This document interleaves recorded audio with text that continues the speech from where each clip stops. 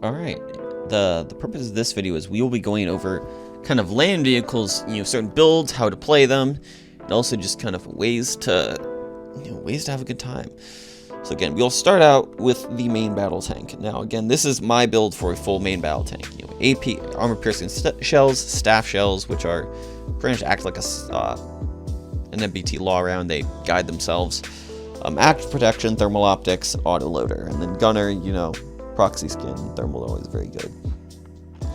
So again, with tanks, they are the behemoths of the battlefield. They will wreak havoc. Now, again, there are a couple different purposes of this more is just kind of build and ways to get there, because obviously, tanks, there will be times where you obviously aren't going to start with everything. I mean, here, let's go to, where's main battle tank, yeah.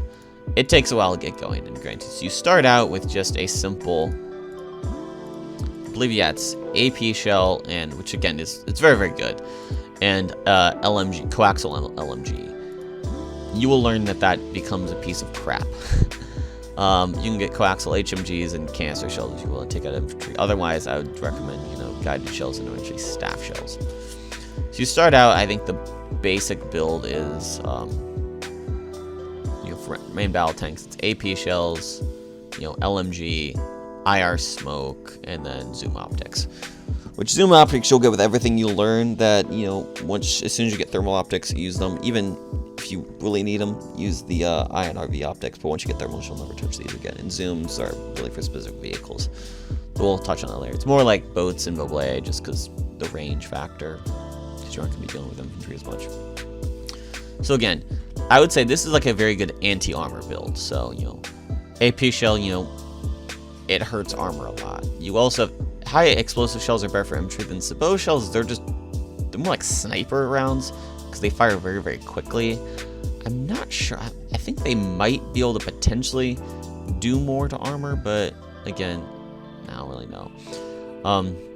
When it comes to that, I would say either guided shell or staff shell. Staff shells are really nice, especially because with staff shells, a good strategy is engage with those first, because one, they will do more damage than your average shell, and also they will hit the target over the top, dealing a critical hit to them.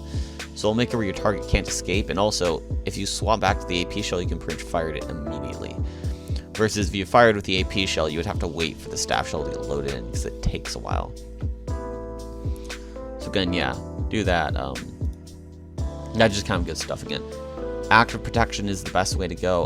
Otherwise, before you get it, I would either say IR smoke or smoke screen. IR smoke will pretty much break locks. Smoke screen will do a similar thing, kind of make a large smoke screen so people won't be able to manually target as much. Granted, just because it says here, make it impossible for manually aimed projectiles. We all know people with RPGs find a way.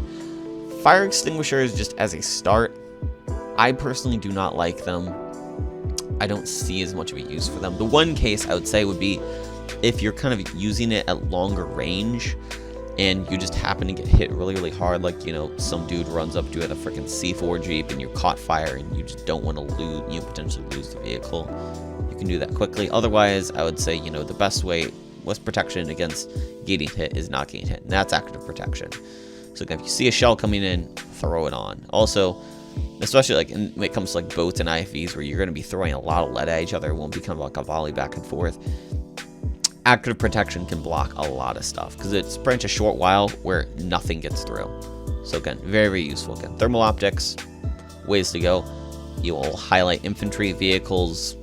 You don't really need the zoom because unless you're going to be using it really, really long range, it won't be of much effect, which again, I don't really see why people need to be using it long range. It's not very good. When it comes to upgrades, I would say all autoloader is really best because the more lead you can get out, the better. Thermal camo, not that useful because if people are targeting you, they're still going to get a lock on. And generally, it's like one missile hits you, it's not bad. You more need to defend yourself, so you can either say that or reactive armor. Maintenance, again, it's like improves your recovery from damage, just makes you regenerate health faster. It's like just get an engineer. They can do it in combat as well. Reactive armor can be useful if you keep getting hit with criticals. Like if you're playing around where there's a lot of people using RPGs or just javelins, and it's like every time you get hit, you are you're immobilized or, low power, and that's what seems to kill you. You can't get away. Maybe reactive armor is the way to go. Now, when it comes to gunner stuff, again, gunners always, again, just kind of go down the line as much as you can. You're going to need thermals, especially as a gunner. I would say every gunner class always have a thermal optic, because your main role will be to pretty much take out the infantry trying to launch rockets, trying to plant C4, trying to throw it on mines, that type of stuff. Also, just taking out small vehicles. Now, when it comes to the upgrades, this I would say kind of, if you're hanging out with a friend, kind of it depends. I like proxy scan just because, again, it can be useful to find the people kind of around you. Belt feeder can be really useful just because you can throw out a lot more lead. SOFLAM I don't think it is as good in the tank, because I actually run it on the IFV, where most people run tow missiles, so you can use that for guidance. The only case you really see on a tank would be for a guided shell, or if you're just helping other people outside. But again, I'd say focus on the interior. So again, that's not as good. Like if you and your friend are running around and the driver, let's say you're the gunner, your friend who's the driver likes to use guided shells, and they just they need a little bit of help. They like that. Go right ahead, use it. Same with incendiary. Incendiary is kind of like, it's meant to prevent people with C4 from hitting you, but again, I just like proxy scan because it's like, the best protection against C4 is shooting the guy with the C4 before he plants it, before he even tries to plant it. Because also, like, I've seen people that will still run into a flaming tank, with incendiary out, throw a bunch of C4 and then die. I mean, half the people that plant C4 just 1, 2, 3 detonate on the spot. So that's what I would say, the best way to play main battle tanks. Now again, I would say there were like 2 different kind of builds to go with the main battle tank, and that would be kind of this right here, which I would say is more anti-armor one, and then there's the anti-infantry, which I would say is you run HE shells, and then depending on kind of what you need to do, either I guess you could run LMG. HMG has a low rate of fire, and that can be kind of useful for getting rid of lighter vehicles. So then that can be nice. Canister shells. I would say if you have a gunner, just run canister shell, just because you already have a machine gun on top, and it's pretty damn effective. But yeah, active protection I would say is always kind of the go-to. Again, thermal optics, especially for infantry. Again, autoloader. Again, autoloader, reactive armor, depending on what you need. Same goes with gunner. I mean, not a whole lot changes. That's really say change the primary and secondary to be more infantry facing. Now on to the IFV. So the IFV, you start out with 25mm HE shells, coaxial LMG, which you'll never use again, IR smoke, zoom optics, same type of stuff as the tank, maintenance. Now I'll say pretty much the stuff goes the same. I would probably for an anti-tank build. Now this you can kind of vary because there are a couple different ways to play it. But I would say if you want to really go anti-tank, take these shells. They're like the pretty much like AP armor piercing shells. Take a tow missile. Active protection, thermal optics, autoloader, reactive armor, depending on what you need. For gunner, it's again use thermal, and then if you're going an anti-tank build, definitely run SOFLAM. Just because that can be really useful for the tow missile thing. Just because also, even if you can see your target, if you laser target and then launch a tow missile, it will again launch over the top, hit the tank, cause a critical, and deal more damage. Which in here, that little bit of extra damage can be nice, just because instead of getting all your damage from one big shell, it's a lot of smaller shells.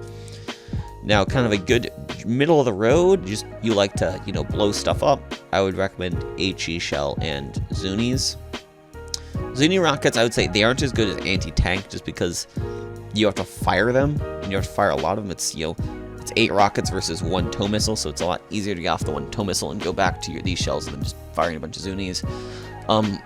Can be good again for kind of IFVs. You can kind of use them more in an artillery role. So again, HE shell and that type of stuff. And then the third and final one I would say is the anti-infantry role. So already IFVs have a lot of machine gunning on them, and they have gunners, and pretty much any position inside has a pretty much like a AR, like machine gun type thing off the sideboard. So if you're running around with them again, and this would be more for game modes where it's like only one size in IFV, or it's not as big of a thing like Rush or stuff like that. And that I would say maybe would be the one time you could use the LMG. Otherwise, Zuni rockets are nice just for I like to call them the barricaded subjects. The people who are, are just hiding behind a wall, type of thing, hiding in a doorway. You just launch a bunch of rockets in. Get them right out. That's the way to go. So again, IFVs, very similar to the tank and how you operate. That's good. Mobile AA this is where it kind of, there are really two ways to it. And this also, like, some of it just kind of gets down to the way how you build a plane. So when it comes to, you'll start out with a 20mm cannon, heat seekers, and then IR smoke, zoom optics, that type of stuff. Upgrades, you have a few more. So again, you can get autoloader, proximity scan. But you also get kind of air radar and that type of stuff. Air radar, I really like it. I build for anti-aircraft. So there are two ways you can play the mobile AA. You can play it as an actual anti-aircraft weapon, or you can play it for infantry. Now, for anti-aircraft, I would say I actually just started trying out 38mm. I've not really made a whole decision. 20mm is probably a good starter. And then when it comes to weapons, you just kind of work your way up the chain. Heat seekers, I would say, are probably the worst, just because you have to lock on your target and then you fire. Passive radar, Tungustrella, where you can fire rockets and then lock on. Active radar, I just like them the most, just because also it's good to get back to the gun, just because when you're looking at a target and you launch those rockets, if you take a while, they're going to get away. So you want to put as much lead on the point as possible, because generally your rocket, I like to use these to kind of be the killer. So again, active radar, you just literally, it's fire and forget. They home in automatically. And that same thing goes with jets again, with the stealth jet. Use the same target. When it comes to, again, I would just kind of run active protection. You could run IR smoke screen if you're really hanging back and you're getting targeted by stuff. Otherwise, I would say active protection is really a good way to go. IR smoke, I believe smoke screen have a shorter cooldown, so if it's like a jet's passing by, then maybe. But again, it's kind of more niche. When running AA, this is really the one case I would say to use zoom optics, just to kind of see where your bullets are going. Just make sure they're not dropping too much if you're firing at long range. Again, air radar can be really useful just because you can see where they're going. I guess if you really want to try, you could use autoloader, but again, you don't really need it. Now, as for an anti-infantry role for the mobile AA, 30mm all the way, Zuni rockets. Now, fun fact, with passive and active radar rockets, you can fire them without a lock on. So you actually can use them for an anti-vehicle role. Like if you ever get into a fight with a tank, load up on them with your... First, actually, if it's engaged when you're fighting for your life, just fire both of your missiles. It will deal a little bit of damage. Actually, I did that kind of in a panic the other day. I wish I had recorded it. GeForce being stupid. I actually killed it. I killed an IFV with 2 passive radars. It was pretty funny. So back to anti-infantry. So again, 30mm, Zuni rockets, countermeasures, definitely active protection because you're going to be taking rockets. This I would then do thermals, just because again, when you're fighting infantry, you want thermal sights because people will hide in bushes. It will just give you, because they light up that nice bright white color with that that very grayish background. You'll know where they are and you'll be able to aim quickly. Because be aware, at least with 20mm. 20mm are terrible for infantry. You have to spray them a lot. It's great for suppression. That's why I'd say definitely go 30mm. Also, 30mm can actually fight vehicles. Like if you pretty much have a tank coming up on you with a 20mm, you're pretty much just pecking on them. Like I've had tanks where I've actually gotten a decent amount of points on them just because they don't care. It's like if I'm getting shot at by mobile AA, it's like literally by engineer can repair me faster than they can deal damage. Just get active radar, optics, thermals. Now this is where I'd say you don't really need air radar if you aren't going to be shooting in the air. So I'd really come down to autoloader, reactive armor, proximity scan. Now one other thing I actually didn't think of, but you actually with the AA role, you could in theory use maintenance and thermal camo just if the circumstances are right. And honestly, air radar I don't think does a whole lot for me. I really should probably run autoloader just because I'm generally looking in the that. But granted, it is nice for some maps where, especially like Lansing Dam, because you have planes that can go behind the dam, can go behind the mountains, just kind of can go off into the water. So it's good if you aren't looking to kind of see where they are. Because especially also that's Lansing Dam, for those who don't know, that has every type of vehicle in the game. And so and it's the heaviest when it comes to air power. It has, scout helicopter, attack helicopter, and attack jet, stealth jet. So AAs can also, like, they have boats and whatnot. So like AAs can be targeted pretty easily if they aren't careful. Like, there are some maps where it's like you don't touch the AA. Like Zavo 311, all you have is a scout helicopter, so you aren't going to be doing a whole lot. Honestly, like, they don't really need it on that map. One map I think they actually should have done is take the Mobile AA from Zavo and give it to Siege of Shanghai, because those helicopters are BS. Also, it's like you don't do a whole lot. Like, I think probably the most balanced map for Mobile AA is Dawnbreaker, just because if they try, bringing a helicopter up to you, Mobile AAs, I like to think of them as area of denial weapons. So Dawnbreaker's big enough and, has enough cover where you can fly jets, you can be skillful with that helicopter. Like, I've actually killed Mobile AAs as an attack helicopter just because you come up on top of them, load up on them with rockets, and, the gunner shoots up and even a TV missile, and they're dead. Zavo, there's nothing really you can do. Especially, like, there's reasons why. If you ever go into games, you'll see people saying no camp the AAs that spawn, and that's because of that. It's because if you camp the AAs that spawn, especially at Zavo where you're behind a hill, there is zero way to kill it. And really the only dividing factor are those buildings, and they can kind of shoot past it. So any helicopter that gains too much altitude is just dead meat. And that's no fun. So again, that's really my way to play it. And again, kind of strategies for playing the Mobile AA is, one, don't be the jerk that hides at spawn. I mean, I know it's a great tactic, but just don't be that guy. It's not fun. It's not cool for anyone.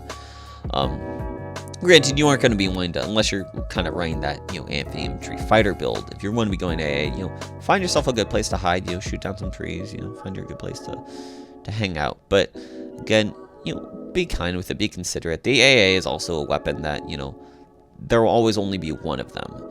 So if you're just going to be sitting around in the game the whole time, and you aren't going to be doing anything with it, maybe pass it off to someone else. Also, like, if you're trying to climb in it, just hop into a Zavod server and you just jump in. Nowadays, it's kind of harder just because people have, again, people have learned. People know how to deal with an AA, and it's not as fun. But still, I mean, don't do that. That, like, mobile AA maps, it's like Zavod, Golden Railway actually would be a decent one because you get attack helicopters, transport helicopters, and both types of jets. So again, that can be fun. Also, well, that I would say is it's probably the most powerful one, just because you can pretty much deny people of entire bits of air power. The range, you can fly in a manner that mitigates it. So again, that concludes the Mobile AA. Now on to boats. The boats, again, they're kind of like IFVs in the sense that they're very versatile in the way you want to play it. So you start out with a 20mm cannon, 25mm cannon, tow missiles. So again, very, very good. IR smoke, zoom optics, maintenance, that type of crap. So boats, you can build them so again you kind of fighting other boats and kind of fighting armor type thing, which is what I like. And the way I would say again, use heavier the 30mm cannon. You can either use tow missiles, Zuni rockets. Zuni rockets I don't think are as good. I would say either tow missile or TV missile. I prefer TV just because it's well, it is unlocked later. You can guide yourself, and also you can do more fun, which we'll get to later. And always run active protection, unless again like you're kind of hanging back, and which depends on your use. Zoom optics are really nice, unless you're really going to be getting into infantry brawling, which there aren't a whole lot of maps where you do that. I guess like Parasol, well, there already aren't a lot of maps with boats, so I guess like Siege, you have one later on. You have Parasol Storm, where it's like unless you're really going to be bombarding the ocean, you don't really need it because you're going to be fighting other boats and like helicopters. And then Lancing Dam, you have some boats, but again, those are, you'll know where the enemies are, like if they're either on the island, kind of fighting from behind. Like you aren't going to be using it again in an anti-infantry role. So Zoom, I would say, is probably your way to go. Again, I like Belt Feeder just because when it comes to a boat fight, it's about who can get let out the fastest, and also who has an engineer in the back. Because fun fact, boats with engineers in the back, they can, I think I've done the math, or just like I fought one where I did 160 damage before they blew up. And that's really nice, because engineers can repair boats very, very quickly. Also, it's a great way to level up a boat and just kind of get, also get, those engineering ribbons. So, helps both of you. So again, that is kind of, I would say the main build is, kind of fighting other boats, either be tow missile or that. You can also use laser guideds for kind of, the more anti-armor would be similar, but, it'd be either tow missile or laser guide, or you could also do TV missiles, kind of depending on what you do.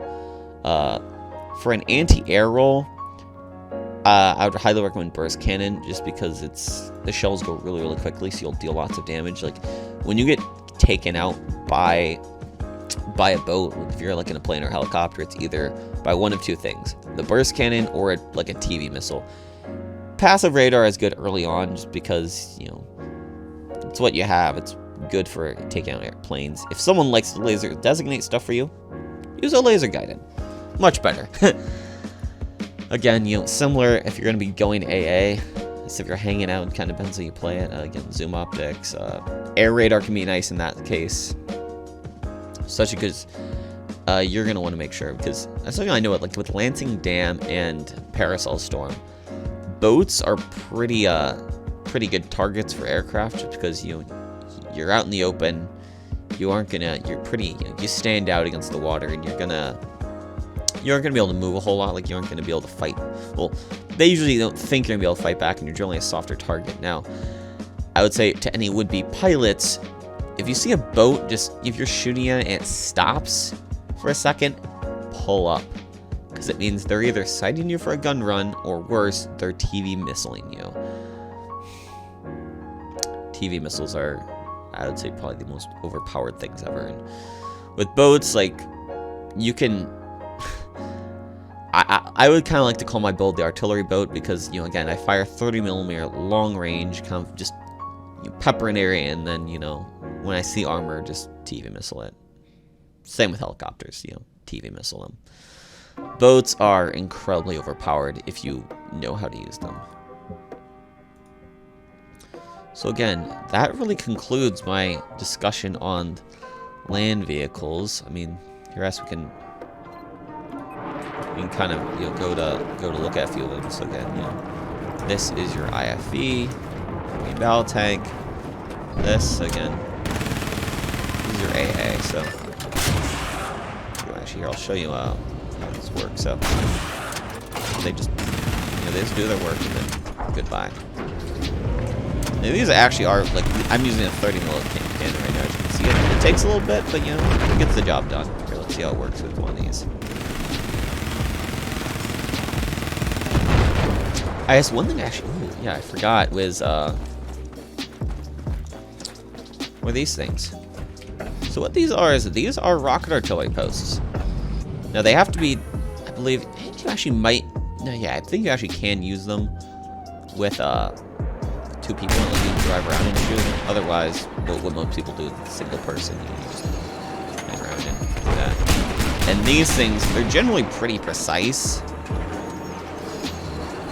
Like, one of the maps, Zabo 311, the rocket artillery in that is very, very powerful. Like that, I was actually playing, the game I was playing last night had it where they were pretty much just being pegged constantly by rocket artillery. Like if you were in a vehicle and you stood still for more than a few seconds, you would be killed by rocket artillery. It was actually pretty stupid the way it was working. Like, how was this happening? What the heck? So that's rocket artillery. IFV, tow missiles. That's my new cannon. Makes things go in here. Actually, I'll give you a demonstration of the staff shell that moves. What you do is fire staff shell. Boom. That tank is now down to 50 health and in a critical state. Boom again. Again, they're dead. Fire staff shell. Critical state. Boom. Boom.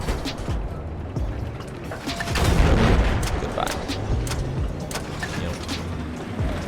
It's all over, but fine. And tanks with thermal sights, they work really well. Again, you can see it highlights targets exceptionally well. Now, when it comes to transport vehicles, I mean, it's pretty simple. Again, just, use little quads for you and a friend can get around. There will be 3-person jeeps, which can be very useful at times, because they have a lighter machine gun. And then there's the MRAP, which you can use as kind of like a mobile Like, you know, they have a big machine gun on top, so those can be really useful just for shooting things. So again, goodbye. See, these can take things out exceptionally quickly. Again, TV missiles are very useful in the sense that they can take out aircraft. What the?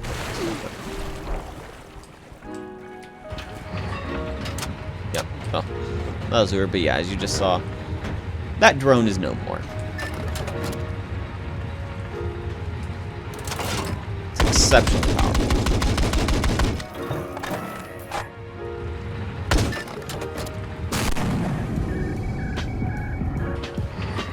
That boat.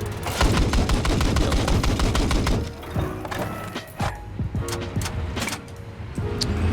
Nice, that really concludes it. So then, yeah, with boats, you just have an engineer in the back. They're your best friend. Also, if they're running like a SMAW or an RPG, I forgot to mention this with engineering, but if you run like a non-guided rocket launcher, you can fire those from, you know, positions inside of vehicles. So again, it can be really useful as, you know, you whip around the side, you know, your engineer can pull out an RPG and just, you know, swat them. So again, that is all. Thanks for watching. Yeah, there you go. That's the view. Again, snipes them right out of the sky.